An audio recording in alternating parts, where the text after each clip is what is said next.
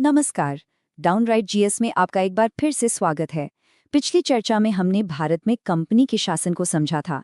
आज हम उसी कहानी को आगे बढ़ाएंगे और एक ऐसे कानून पर नजर डालेंगे जिसने भारत में ब्रिटिश हुकूमत के पूरे ढांचे को ही बदल कर रख दिया। जी हाँ, हम बात कर रहे हैं गवर्नमेंट ऑफ इंडिया एक्ट 1858 की। चलिए थोड़ा समय में पीछे चलते हैं। साल है 1857। पूरे भारत में एक जबरदस्त विद्रोह की चिंगारी भड़कती है, जिसे हम प्रथम स्वतंत्रता संग्राम या सिपाही विद्रोह के नाम से जानते हैं। ये कोई छोटी मोटी बगावत नहीं थी, इसने तो भारत में ब्रिटिश सत्ता की जड़ों को हिलाकर रख दिया था। अब इस भारी उथल पुथल के बाद लंदन में बैठी ब्रिटिश संसद के सामने एक बहुत बड़ा सवाल खड़ा हो गया। अब भारत पर राज कौन करेगा? क्योंकि देखिए, ईस्ट इंडिया कंपनी जो सदियों से सब कुछ संभाल रही थी, वो इस विद्रोह को काबू करने में पूरी तरह नाकाम साबित हुई। तो ये तो साफ था कि अब कुछ बड़ा बदलाव करना ही पड़ेगा। और इसी सवाल का जवाब बनकर आया गवर्नमेंट ऑफ इंडिया एक्ट 1858। ये ब्रिटिश संसद का पास किया हुआ एक ऐतिहासिक कानून था। मजे की बात यह है कि इसका ऑफिशियल टाइटल था भारत के अच्छे शासन के लिए एक अधिनियम। ये एक्ट सीधे सीधे 1857 के संकट का नतीजा था। तो इस कानून का सबसे बड़ा और पहला असर क्या हुआ? एक झटके में ईस्ट इंडिया कंपनी का शासन खत्म कर दिया गया। सोचिए, जो कंपनी लगभग 250 सालों से भारत में पहले व्यापार और फिर राज कर रही थी, उसकी कहानी खत्म हो गई। एक पूरे युग का अंत हो गया था। तो सवाल ये है कि कंपनी की ताकत गई कहाँ? वो सारी की सारी ताकत सीधे ब्रिटिश क्राउन यानी कि ब्रिटेन की महारानी के हाथों में चली गई। सरकार चलाने की शक्ति, जमीन यानी टेरिटरीज पर कब्जा और रेवेन्यू यानी कमाई, सब कुछ अब सीधे क्राउन के कंट्रोल में था। भारत अब ऑफिशियली ब्रिटिश साम्राज्य का हिस्सा था, किसी ट्रेडिंग कंपनी की जागीर नहीं। इस एक्ट ने एक और बहुत बड़ा काम किया। इसने दोहरी सरकार के बड़े ही उलझे हुए सिस्टम को खत्म कर दिया। मतलब जो पहले बोर्ड ऑफ कंट्रोल और कोर्ट ऑफ डायरेक्टर्स होते थे, जो अक्सर आपस में ही उलझे रहते थे, उन दोनों को हटा दिया गया। उनकी जगह एक नया, ज्यादा सेंट्रलाइज सिस्टम लाया गया।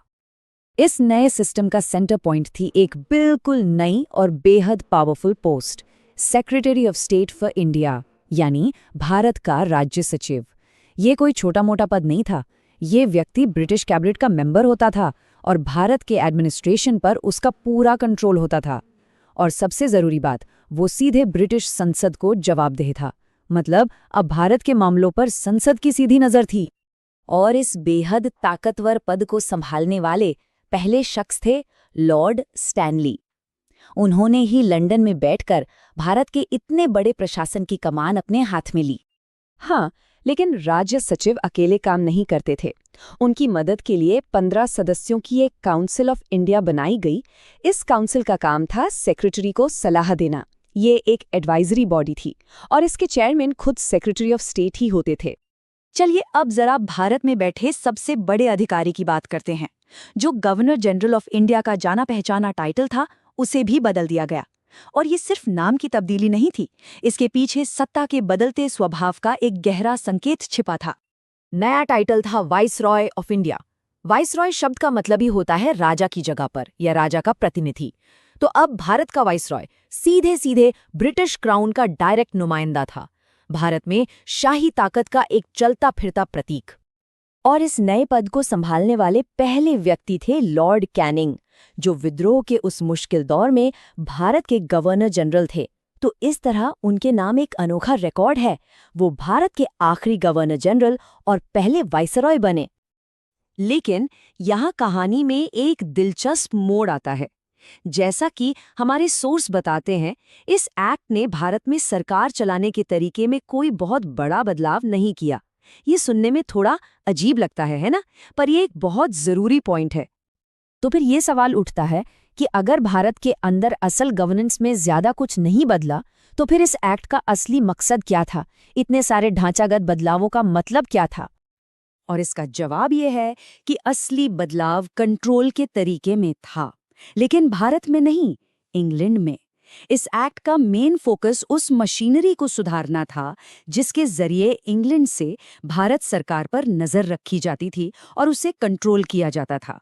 सारा खेल पावर को सेंट्रलाइज करने और ब्रिटिश संसद के प्रति जवाबदेही बढ़ाने का था। तो चलिए फटाफट से 1858 के एक्ट के मुख्य पॉइंट्स को दोहरा लेते हैं। पहला, ईस्ट इंडिया कंपनी का राज खत्म। दूसरा, ब्रिटिश क्राउन का सीधा शासन शुरू। तीसरा, ड्यूल गवर्नमेंट सिस्टम खत्म। चौथा, सेक्रेटरी ऑफ स्टेट का नया और पावरफुल ऑफिस बनाया गया। और पांचवा, गवर्नर जनरल अब वाइसरॉय बन गया। यही वो बड़े बदलाव थे।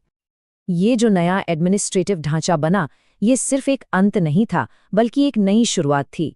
इसने भारत में ब्रिटिश राज के अगले 90 सालों के लिए स्टेज तैयार कर दिया और भविष्य में होने वाले सभी संवैधानिक सुधारों की नींव रखी।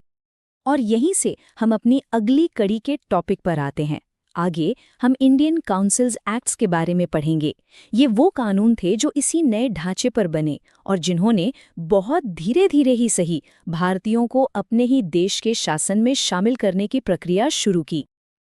आज के लिए इतना ही, लेकिन जाते जाते एक सवाल के साथ छोड़े जा रहा हूं। एक व्यापारिक कंपनी के शासन से हटकर सीधे क्राउन के शासन में आने से भारत में ब्रिटिश गवर्नेंस का स्वभाव कैसे बदला और इसका भारतीय लोगों की जिंदगी और उनके आज़ादी के संघर्ष पर क्या असर पड़ा, इस पर सोचिएगा जरूर। अगली बार तक सीखते रहिए।